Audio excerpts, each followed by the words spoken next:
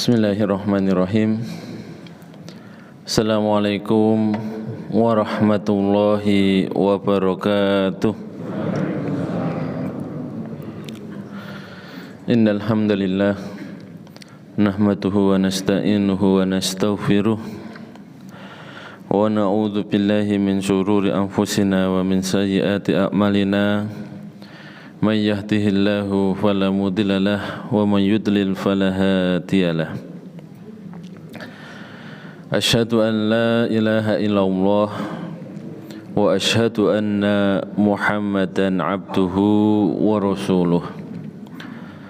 Rabbi shrah li sadri wa yassir li amri wahlul 'uqdatam min lisani yafqahu qawli. Amma ba'du, bapak-bapak dan ibu-ibu yang dirahmati Allah.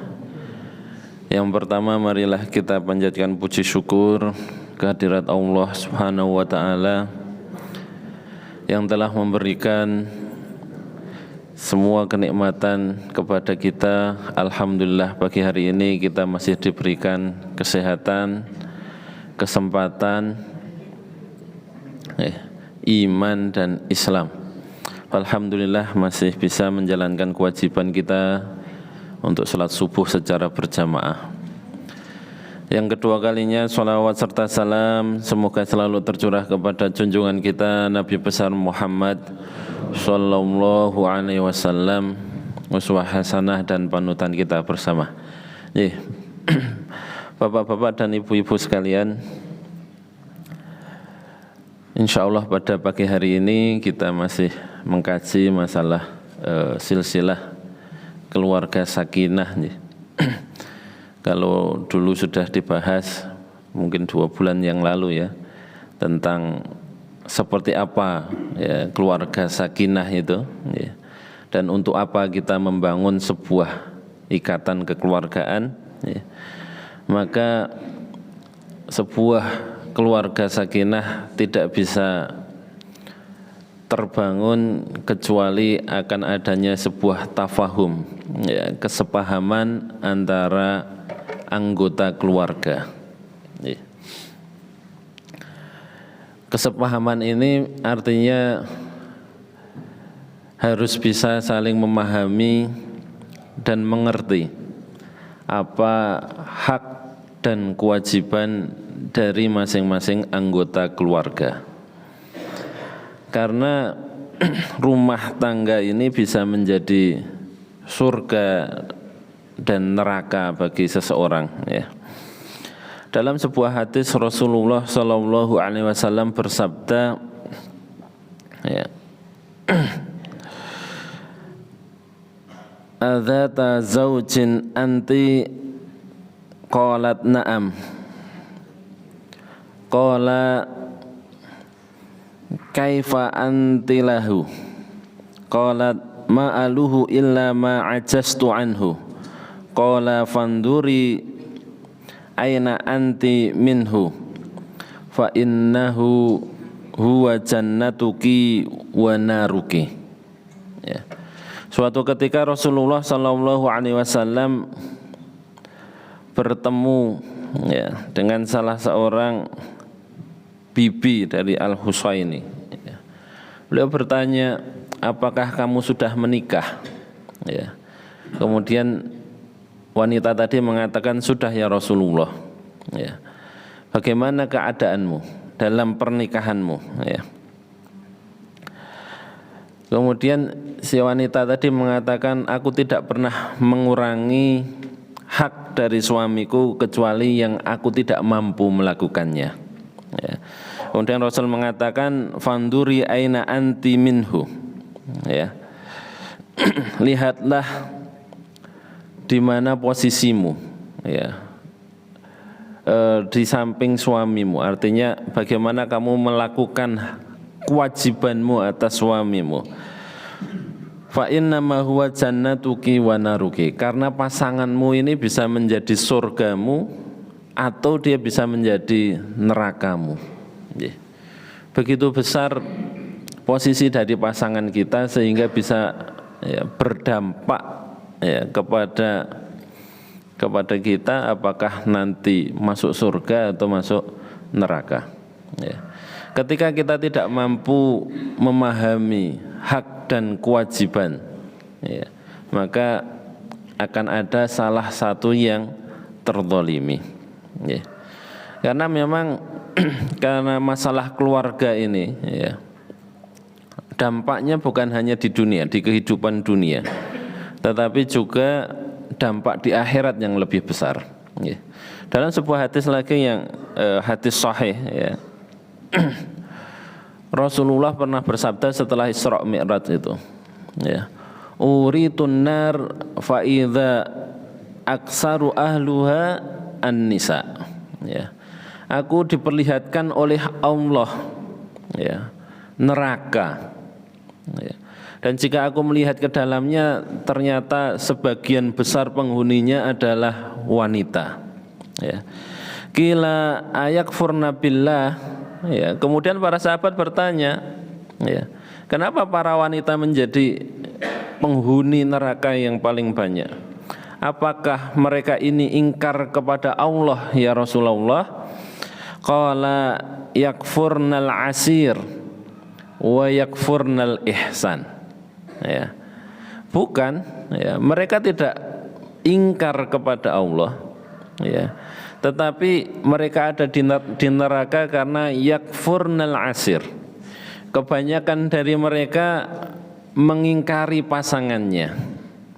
Wa yakfurnal ihsan, dan kebanyakan dari mereka mengingkari kebaikan yang telah dilakukan pasangannya kepadanya. Ya. Lau ahsanta ila ihdahunna dahr summa ra'at minka syai'a qalat ma ra'aitu minka khairun qattun. Ya. Jika kamu sudah berbuat baik seumur hidupmu kepada istrimu, kemudian kamu melakukan satu kesalahan saja, ya, si wanita tadi akan mengatakan, istrimu tadi akan mengatakan, ya, aku tidak pernah melihat kamu melakukan kebaikan seumur hidup. Ya. Ini memang psikisnya, ya, ibu-ibu ketika melihat suaminya melakukan kesalahan fatal itu menghapus seluruh kebaikan yang pernah dilakukan. Ya. Jadi yang ada suaminya itu yang jahat, ya, jelek, tidak tanggung jawab dan sebagainya. Ya. Biasanya gitu. Artinya bahwa hubungan keluarga ini efeknya nanti sampai di akhirat. Ya. Karena hubungan keluarga atau nikah, ya, nikah ini adalah sebuah ibadah, ya, yang kadang dianggap sebagai kebiasaan hidup biasa saja. Ya. Padahal kerangka nikah ini adalah ibadah. Prosesi pernikahan ini juga, ya, dimulai dengan syahadat. Ya. Artinya ada sebuah ikatan kekeluargaan, ikatan dua orang, ya, yang dibangun di atas kesaksian kita terhadap Allah. Bapak-bapak, ibu-ibu yang dirahmati Allah, ya, oleh karenanya sangat penting sekali ketika membicarakan masalah keluarga ini kita harus bisa saling memahami, ya, mana hak dan mana kewajiban, ya, antara seorang suami dan istri, ya. Walaupun hak dan kewajiban ini selalu disampaikan dalam khutbah-khutbah nikah, ya, tetapi tidak ada salahnya bahwa kita pun perlu, ya, karena khutbah nikah itu biasanya yang dikhutbahi juga terus lupa karena euforia, ya. Yang penting lek nikah rampung selesai, ya. Tapi apa yang disampaikan oleh ustadznya itu lupa begitu saja, ya. Kemudian yang hadir juga nggak fokus, ya. Yang hadir juga caranya lek nyumbang lek rampung, ya, lek dahar pulang, ya. Biasanya gitu. Padahal sering disampaikan, ya. Sehingga kadang hak dan kewajiban itu selesai nikah ya lupa lagi, padahal sudah dibahas pada khutbah nikah. Nih. Jadi karena ini masalah pernikahan bahwa tanggung jawab itu ada pada laki-laki, maka pada kesempatan kali ini ya, insya Allah kita mulai dulu dari kewajiban laki-laki. Karena ketika itu menjadi hak seorang istri, maka otomatis menjadi kewajiban seorang suami. Ya. Jadi hak seorang istri atau merupakan kewajiban bagi suami itu ya ada dua jenis. Ya. Kewajiban yang berkaitan dengan harta dan kewajiban yang tidak ada kaitannya dengan harta. Ya, jenisnya ada dua. Ya. Sedangkan ya, dalam harta sendiri kewajiban yang berupa harta itu ada 3 jenis. Ya. Yang ini harus dipahami oleh seorang laki-laki, ya, seorang suami, karena mas'uliyah atau tanggung jawab keluarga itu ada di tangan laki-laki. Ya, ku anfusakum wa ahlikum naro. Ya. Jadi tanggung jawab untuk menjaga keluarga ya dari api neraka itu ada pada laki-laki. Ya. Yang pertama yang berkaitan dengan harta ya, itu ada mahar ya, kemudian nafkah ya, dan tempat tinggal. Ya, ini kaitannya dengan harta. Ya. Nafkah yang pertama adalah mahar ya. Mahar ini walaupun bukan merupakan rukun dan syarat dalam pernikahan ya, tetapi ini juga menjadi kewajiban laki-laki, baik dia menyampaikan maharnya ataupun tidak, maksudnya menyampaikan dalam bentuk lisan ya, apa yang akan menjadi maharnya atau tidak, tetap ya dia adalah sebuah kewajiban ya. Wa atun nisaa sadaqatihinna nihlah ya, fa in tibna lakum an syai'in minhu nafsan fakuluhu hani'an mari'a ya, dan berikanlah mas kawin atau mahar ya kepada wanita yang kamu nikahi.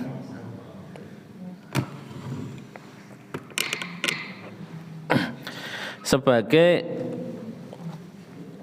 pemberian ya dengan penuh kerelaan ya. Ada perintah dari Allah ya, untuk mengikat sebuah pernikahan itu adanya sebuah mahar ya.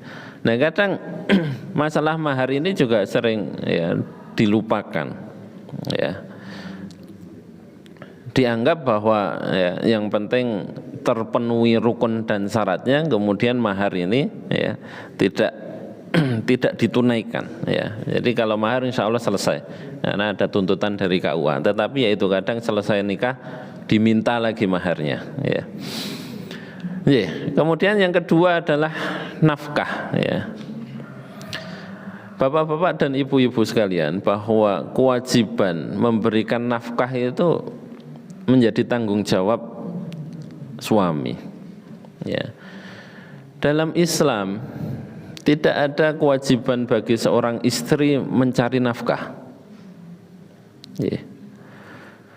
Jadi walaupun istrinya bekerja atau walaupun istrinya lebih kaya dari suaminya, bukan berarti kewajiban memberikan nafkah ini menjadi gugur.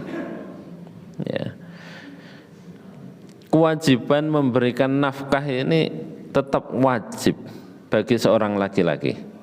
Ya, sekarang banyak dari ibu-ibu yang sudah bekerja sehingga kemudian bapak-bapak merasa wis ndek duit dhewe kok. Ya. Tidak memberikan nafkahnya. Ya. Ini bisa menjadi awal permasalahan dalam rumah tangga. Ya, masalah nafkah ini.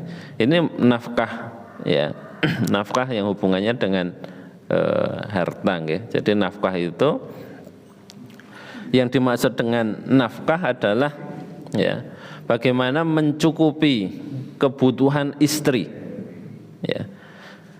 Jadi ketika seorang laki-laki mengambil ya anak perempuan ya dari mertuanya, itu berarti tanggung jawab berpindah kepada si laki-laki tadi. Jadi laki-laki ini mengambil tanggung jawab ya dari bapak untuk ya diambil menjadi tanggung jawabnya. Bukan hanya anaknya yang berpindah, tetapi juga tanggung jawab untuk memenuhi seluruh kebutuhan istrinya. Ya. Jadi hak seorang istri untuk meminta kepada suaminya agar mencukupi ya, semua kebutuhannya. Tentunya ya dalam koridor ya kemampuan suami. Ya, tidak boleh seorang istri menuntut sesuatu di luar kemampuan dari suaminya. Ya. Tetapi yang terjadi sekarang itu tadi, ya banyak karena ibu-ibu yang bekerja sehingga nafkah ini kadang diabaikan, ya kadang dibagi, ya kebutuhan-kebutuhan luar itu menjadi tanggung jawab suami, ya kemudian urusan makan dan sebagainya itu menjadi tanggung jawab istri. Itu enggak boleh. Ya. Justru seharusnya nafkah itu adalah kebutuhan primer. Ya. Kebutuhan primer walaupun disepakati disepakati oleh suami dan istri, tetapi seharusnya nafkah itu untuk kebutuhan primer, ya. Bukan untuk beli tanah, beli mobil harusnya, ya. Tetapi nafkah ini untuk makan, untuk sandang, ya, untuk kebutuhan sehari-hari itu dari suami, ya.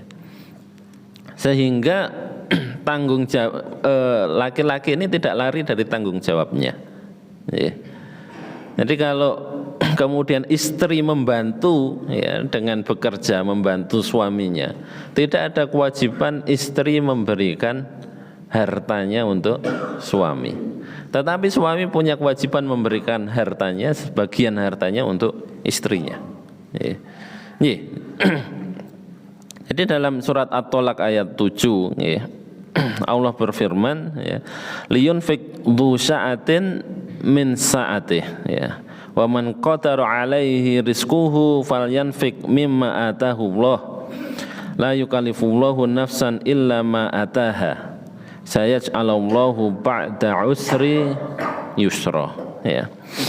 Hendaklah orang yang mampu ya memberikan nafkah menurut kemampuannya. Artinya kalau suaminya mampu, kaya, maka nggih nafkahnya sesuai dengan kemampuannya, ya.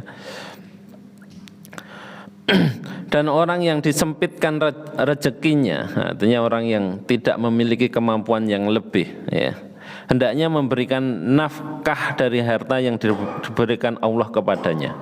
Artinya orang yang sempit rezekinya itu bukan berarti ya dia boleh mengelak dari kewajiban ini. Karena Allah mengatakan dusaatin ya, ataupun yang yang tidak mampu pun sama. Ya. La yukallifullahu nafsan illa ma ataha. Walaupun Allah tidak membebani seseorang kecuali dengan kemampuannya. Ya. Jadi nafkah ini menyesuaikan kemampuan.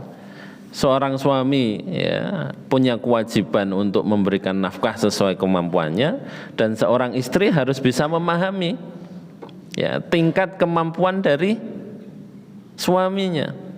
Jangan sampai istri menuntut suatu yang di luar kemampuan dari suaminya. Karena kadang dari masalah nafkah ini muncul banyak kemaksiatan. Bisa jadi karena tuntutan istri yang melampaui batas, sehingga ya karena suami merasa memiliki tanggung jawab mencukupi kebutuhannya, atau mungkin karena gengsi ya mengambil harta yang bukan haknya. Ya. Jadi kadang tuntutan dari keluarga, tuntutan yang ya melampaui batas dari kemampuan tadi menjadikan orang ya nekat, sehingga keluar dari ketaatan kepada Allah. Ya. Jadi nafkah ini menyesuaikan kemampuan. Ya. Jangan sampai ada yang menuntut ya lebih daripada itu. Ya. Saya Allahi ba'da usri yusra. Ya, karena Allah pasti akan memberikan ya kemudahan setelah kesempitan. Ya. Jadi nafkah hal yang penting ya, menjadi sebuah kewajiban bagi seorang laki-laki yang mulai ya banyak ditinggalkan oleh masyarakat kita. Makanya banyak ya, sekarang kita sering melihat banyak sekali terjadi perceraian, ya, banyak terjadi kerusakan dalam rumah tangga. Karena apa? Karena kewajiban suami dalam menyampaikan nafkah ini kadang tidak diperhatikan, ya. Karena nganggap bahwa istrinya sudah bekerja, ya, sudah sama-sama bekerja, atau bahkan mungkin sang istri gajinya lebih tinggi, sehingga merasa bahwa sudah tidak ada kewajiban lagi untuk memberikan nafkahnya, ya. Nih, tetapi masalah nafkah ini bukan hanya masalah sekarang, ya, bahkan sejak zamannya Nabi itu sudah masalah nafkah ini sudah menjadi masalah, ya. Ada sebuah kisah, ya, tentang Abu Sufyan dengan istrinya, ya. Dalam sebuah hadis diceritakan, ya, an Aisyah radhiyallahu anha qalat, ya, dakhalat Hindu binti Utbah imra'ah Abi Sufyan ala Rasulillah sallallahu alaihi wasallam, ya. Faqalat ya Rasulullah inna Abu Sufyan rajulun sahihun la yu'tini min nafaqah ma yakfini wa yakfi bunayya, ya, illa ma akhadtu min malihi bi ghairi ilmihi fahal alayya fi dzalika min junah. Faqala Rasulullah sallallahu alaihi wasallam khudhi min malihi bil ma'rufi ma yakfiki wa yakfi baniki, rawahu Bukhari wa Muslim, ya. Dari Aisyah radhiyallahu anha, ya, suatu ketika sinten Hindun, ya, Hindun binti Utbah, ya, atau Utbah, istri dari Abu Sufyan itu mendatangi Rasulullah, mengadu kepada Rasulullah, ya. Wahai Rasulullah, Abu Sufyan ini orangnya pelit, ya. Niki bukan curhat loh ini, tetapi mengadu kepada seorang hakim, ya. La yu'tini min nafaqah ma yakfini wa yakfi baniya, ya. Dia tidak memberikan nafkah yang cukup untukku, ya, sebagai istrinya, dan juga cukup untuk anak-anakku, ya. Kecuali jika aku mengambil hartanya tanpa sepengetahuannya, ya.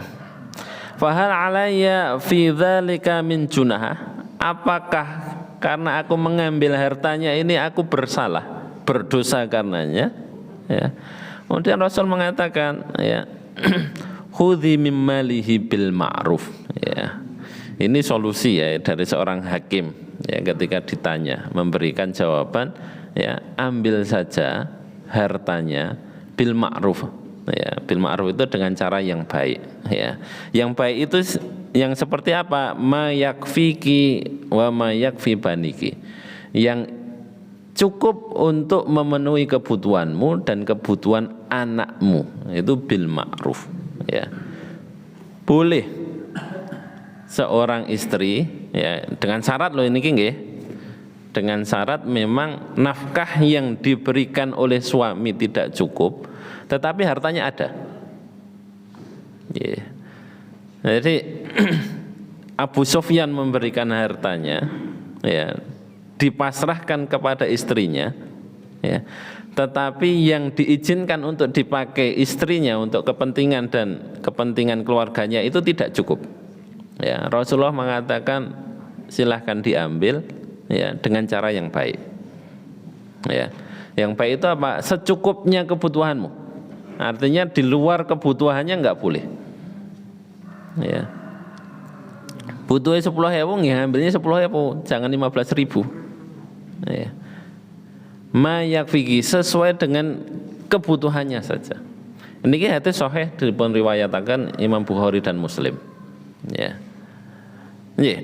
Jadi memang karena ini tanggung jawab dari seorang laki-laki, ya, maka seorang istri boleh, tetapi, ya, syaratnya tadinya kalau memang sudah cukup, ya, sudah cukup, maka tidak boleh mengambil tanpa seizin suaminya, ya.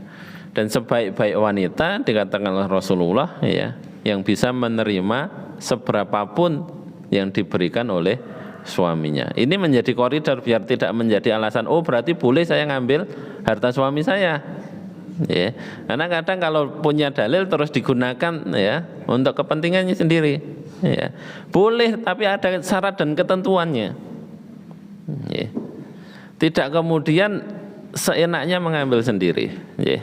Ini masalah penting soalnya. Ya. Karena keretakan rumah tangga bisa bermula dari sini. Ya. Karena masalah harta ini. Ya. Dalam khutbah Haji Wada itu juga Rasulullah sudah memberikan peringatan, ya, sudah mewanti-wanti kepada kita sebagai bagian dari pesan akhir, ya, dari syariat ini. Ya. Rasulullah mengatakan fattaqullaha fin nisa, ya, fa innakum akhadtumuhunna bi amanillah wastahlaltum furujahunna bi kalimatillah walakum alaihinna ila yuwati'una farasakum ahadan takrahunahu, ya, fa in fa'alna dzalika fadribuhunna darban ghairu mubarrah walahunna alaikum rizquhunna wa kiswatuhunna bil ma'ruf, ya, itu riwayat Muslim, ya. Rasulullah bersabda fattaqullaha fin nisa, berhati-hatilah, ya, terhadap hak-hak perempuan. Ya. Ini disampaikan dalam Haji Wada, ya, wasiat Rasulullah untuk laki-laki. Berhati-hatilah terhadap hak dari para perempuan, ya. Fa innakum akhadtuhunna bi amanillah, ya, karena kamu sudah mengambil perempuan itu dari ayahnya, ya, dengan perjanjian kepada Allah. Ya, wastahlaltum furujahunna bi kalimatillah, dan kamu telah menghalalkan farajnya, ya, dengan apa? Dengan kalimatullah. Ya, akad kita ini dilandaskan kepada kalimatullah, ya, kalimatnya Allah, ya. Walakum alaihinna illa yuwati'una furusakum ahadan takrahunahu, ya. Kalian punya tanggung jawab, ya, untuk menafkahi istri kalian, ya, selama mereka menjadi tanggungan kalian, ya. Seandainya dia melakukan sebuah kesalahan, si istri ini melakukan sebuah kesalahan, ya, yang tidak baik, ya, fadribuhunna darban ghairu mubarrah, maka pukullah dia dengan pukulan yang tidak menimbulkan bekas. Boleh memukul, ya, tetapi syaratnya ghairu mubarrah, pukulan yang tidak membuat bekas. Ya, lah mukul kayak napa niku nggih dilus-lus mawon. Ya. Karena syaratnya ghairu mubarrah, karena kadang orang hanya mengambil fadribuhunna saja, pukullah dia. Ya. Tetapi tidak diikuti dengan ghairu mubarrahnya. Pukulannya ada syaratnya juga, Bapak Ibu sekalian. Ya. Pukulan yang tidak sampai menimbulkan bekas pada istrinya. Ya. Jadi ini artinya pukulan yang tidak menyakitkan. Ya. Kadang mengambil dalil cuma sebagian, fadribuhunna, oh berarti boleh mukuli istri. Ya. Nah, ini terjadilah KDRT, ya, kekerasan dalam rumah tangga, ya. Walahunna alaikum rizquhunna, ya. Bagi mereka tanggung jawab atas kalian untuk memberikan rezekinya, wa kiswatuhunna, dan juga kiswah, ya, pakaian yang menutupi badannya bil ma'ruf, dengan cara yang baik. Ya. Artinya ada tanggung jawab, ya, yang menjadi kewajiban seorang laki-laki. Oke. Kemudian hak yang ketiga yang berhubungan dengan harta adalah masalah tempat tinggal. Ya. Dalam surat At-Tolak ayat 6, Allah juga sudah mengatakan masalah ini. Ya. Askinuhunna min haitsu sakantum min wujdikum wa la tudaruhunna litudayyiqu alaihinna. Ya, tempatkanlah mereka para istri di mana kalian tinggal, ya, menurut kemampuanmu. Lagi-lagi, ya, standarnya adalah kemampuan. Ya, tidak boleh menuntut di luar batas kemampuan. Jadi hampir semua yang berkaitan dengan harta, ya, itu pasti akan diikuti dengan syarat tadi, kemampuan. Yes, menyesuaikan dengan kemampuan. ya. Askinuhunna min haitsu sakantum min wujdikum, ya. Wala tudaruhunna litudayyiqu alaihinna, dan kamu, ya, janganlah kamu menyusahkan mereka, ya, untuk membuat mereka merasa sempit hidupnya, ya. Karena seorang istri ketika pindah ke rumah suami itu sudah luar biasa itu pengorbanannya. Ya, selama ini nyaman, ya, hidup bersama orang tua, kemudian pindah hidup bareng dengan orang asing. Ya. Suami ini kan menjadi orang asing, orang luar. Ya. Kemudian kadang suami membuat hidupnya yang sudah, ya, merasa sudah terkekang itu semakin sempit. Ya. Karena apa? Karena suami tidak bisa menunaikan haknya. Ya. Ya, lah ini harus menjadi perhatian. Ya, di mana kemampuannya sebatas apa, monggo, tetapi ada kewajiban seorang laki-laki untuk bisa memberikan tempat tinggal bagi istrinya. Ya, kalau istrinya lebih dari satu, ya berarti tempat tinggal juga harus diperhatikan. Walaupun tidak ada kewajiban kalau istrinya dua, rumahnya harus dua, tidak ada kewajiban juga. Kalau bisa satu rumah, nggih, bisa adil, nggih, monggo. Tapi harus punya kamar sendiri-sendiri. Ya. Kalau lebih dari satu, tapi kan yang punya mental untuk itu kan tidak banyak. Nggih. Biasanya bapak-bapak niku mengkendel nek berbicara masalah ini. Nggih. Tapi prakteknya, nggih. Nggih. Kebanyakan seperti itu. Kula nggih ngoten nggih, padha mawon. Nek bahas masalah ini semangat, ya, tapi nek kan praktek le mikir kedawan. Jadi masalah sakan, ya, masalah tempat tinggal ini juga kadang, ya, kurang diperhatikan. Enggak. Nah, itu tiga hal tadi berkaitan dengan harta, ya. Tetapi masih ada, ya, hak-hak selain itu atau kewajiban suami, ya, di luar masalah harta, ya. Yang pertama yang di luar harta masalah keadilan, ya. Tapi ini kalau istrinya lebih dari satu. Tetapi kalaupun satu, ya, suami juga harus bersikap adil, karena kadang tanggung jawab suami, ya, itu bukan hanya kepada istri dan anak. Seorang laki-laki punya tanggung jawab bisa lebih daripada itu, ya. Misalnya punya ibu, ya, orang tua, ya, apalagi kalau orang tuanya tinggal ibu, maka kewajiban memberikan nafkah bagi si ibu ini jatuh kepada anak laki-lakinya, ya. Jadi kadang seorang suami harus berbagi nafkah antara untuk keluarganya, ya, dan juga untuk orang tuanya. Kewajibannya jatuh kepada anak laki-laki. Juga yang kadang dilupakan adalah nafkah untuk saudara perempuan.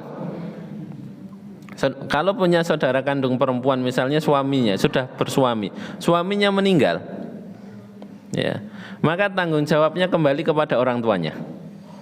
Ya, kadang kalau sudah menjanda itu suruh mikir sendiri, ya, karena sudah berkeluarga wes urusan dewi. Bukan seperti itu dalam Islam konsepnya, ya. Ketika wanita ini diperintahkan hanya untuk di rumah, maka semua kebutuhannya itu menjadi tanggung jawab laki-laki. Jadi ketika ada saudara perempuannya sudah meninggal suaminya, maka tanggung jawab kembali kepada bapaknya. Bapaknya enggak ada, maka saudara laki-lakinya. Yeah. Kewajibannya tetap jatuh kepada laki-laki. Sehingga kadang seorang suami harus berbagi ini, ya, untuk membagi nafkahnya untuk keluarganya, ya, keluarga intinya istri dan anak-anaknya, untuk ibunya, untuk saudara perempuannya, ya. Nah, dalam pembagian ini maka harus ada keadilan, ya. Adil itu tidak harus sama, ya. Adil itu tidak harus sama, ya. Tetapi bagaimana bahwa, ya, asas keadilan itu bisa diterapkan dalam pembagian masalah kewajiban ini, ya. Jadi harus adil, ya. Itu yang pertama. Kemudian yang kedua, ya, adalah seorang suami punya kewajiban, ya, untuk memperlakukan istrinya itu dengan baik. Ya. Seorang suami harus bisa menjaga perasaan dari istrinya. Ya. Dalam surat An-Nisa ayat 19 Allah berfirman, wa asiruhunna bil ma'ruf. Ya. Dan pergaulilah mereka istri-istri kalian dengan cara yang baik. Ya. Kadang kebalik loh, dengan orang lain itu bisa baik, halus, lembut, dengan istrinya sukanya marah-marah. Nadanya tinggi. Ya. Kalau dengan orang lain bisa mentoleransi kesalahan, tapi dengan istri kadang tidak bisa menerima kesalahan yang dilakukan istrinya. Melakukan sedikit kesalahan saja langsung naik. Ya. Niki kebalik, Bapak. Ya. Kewajiban pertama kita berbuat baik itu kepada istri. Ya. Kalau kepada istri sudah baik, kepada orang lain insya Allah baik. Ya. Jangan dibalik. Ya. Tanggung jawab ya. Istri itu ada pada kita. Ya. Jadi sehingga kadang kesalahan kecil itu tidak bisa ya, ditoleransi. Ya. Nah ini yang kadang kurang diperhatikan. Ya. Karena Rasulullah juga nate ngendika ya. Khairukum li ahli. Sebaik-baik kalian, kata Rasulullah, adalah yang paling baik kepada keluarganya. Yeah. Jadi orang paling baik itu bukan orang yang ya paling baik di masyarakat, bukan. Walaupun itu juga nanti akan menjadi standar kebaikan juga. Ya, tetapi yang paling baik adalah yang bisa berbuat baik kepada keluarganya. Khairukum li ahli. Ya. Wa ana khairukum li ahli. Ya, dan aku, kata Rasulullah, adalah orang yang paling baik terhadap keluargaku. Ya. Nah, kita bisa belajar ketika Rasul mengatakan bahwa ini loh contoh ya menjadi seorang suami yang baik itu seperti apa. Nah, kita bisa belajar dari sirah nabawiyah. Bagaimana Rasulullah membangun keluarganya. Ya. Yang selalu diperhatikan oleh Rasulullah adalah menjaga hati dari istri-istrinya, menjaga perasaan dari istri-istrinya. Okay. Yang pertama misalnya dalam kisah ketika Rasulullah datang, ya, kemudian bertanya hal indakum bertanya kepada istri-istrinya, apakah punya sesuatu hari ini untuk dimakan? Ya.